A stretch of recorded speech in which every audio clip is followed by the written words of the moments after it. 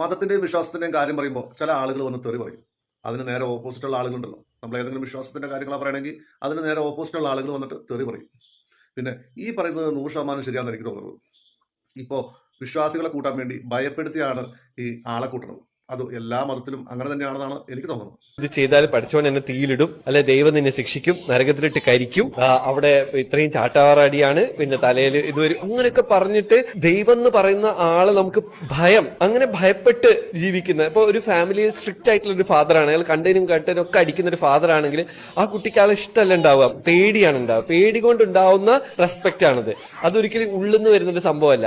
അയാള് ഒരു ദിവസം വീട്ടിൽ വന്നിട്ടില്ലെങ്കിൽ അവർക്ക് ഭയങ്കര സന്തോഷമായിരിക്കും, ഓ ഇന്നില്ലല്ലോ എന്നുള്ള ആ ഒരു രീതിയിലാണ് പല മതങ്ങളും അവരെ ആ ഡിസൈപ്പിൾസിനെ അടക്കി നിർത്തുന്നത്.